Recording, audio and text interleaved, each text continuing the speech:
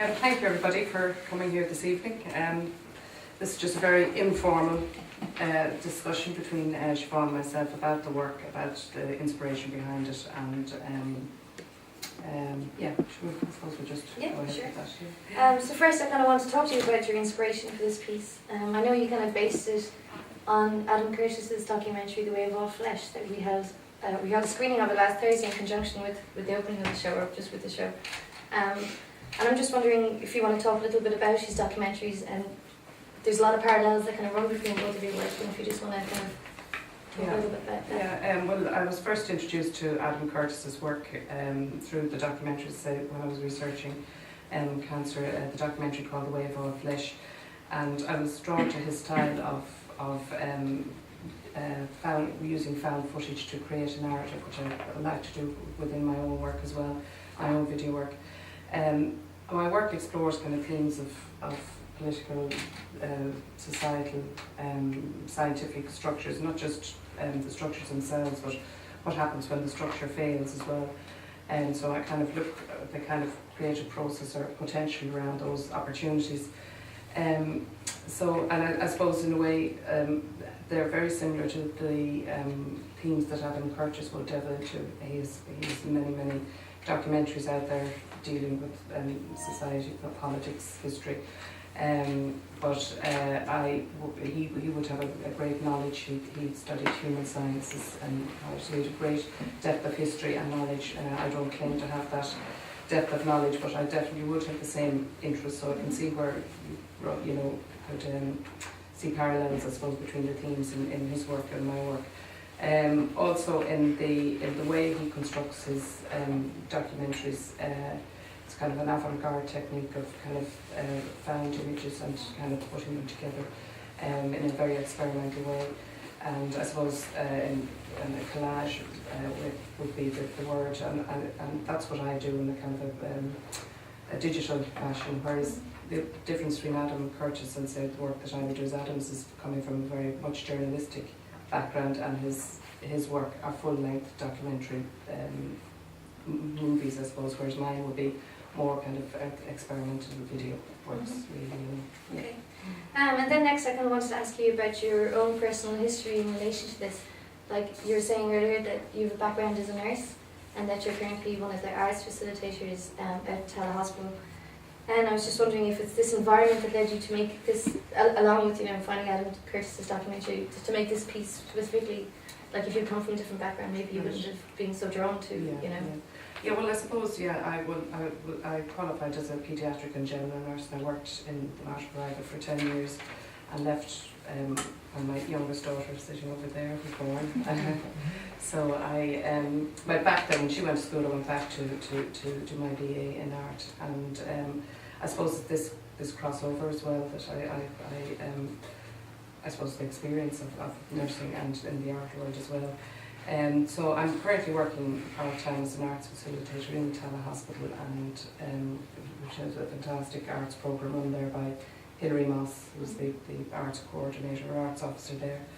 And I worked in the age-related day ward for a while, but I'm currently now working with oncology patients who come in for the day for getting chemotherapy or receiving chemotherapy.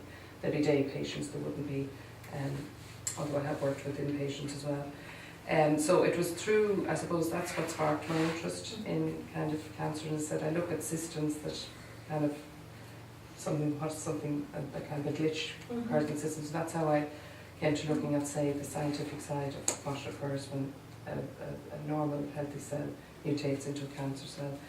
And it was through this then that I came across Henrietta Lacks' story and the BBC documentary, The Way of All Flesh.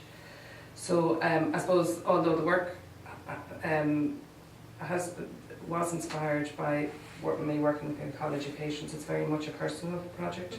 And I suppose happens to be the physiological focus on what happens with the cell that was kind of the driving force behind the work. Yeah. So this work deals a lot with repetition and replication of the HeLa cells, and there's you can see projection of the image of Henrietta herself. And this kind of mirrors the fate of the HeLa cells since they were discovered in 1951. And I'd just like to, some people would argue that in a sense science and medicine would be more justified than art at bending the real or perceived moral boundaries for the greater good. However, in considering this, how is your approach to using Henrietta cells different from that of the countless scientists and corporations who have kind of used her cells for the last few decades? Right. And also, to kind of counter this, I suppose, I believe art does have the power to inquire and engage into certain sensitive issues in a way that science and medicine certainly just can't.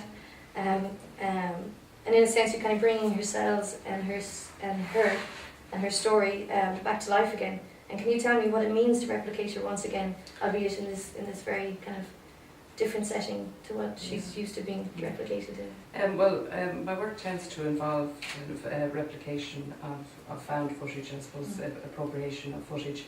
So, and I suppose that's appropriate. That's the way the work tends to go. And I use that to kind of create a narrative in a different context then.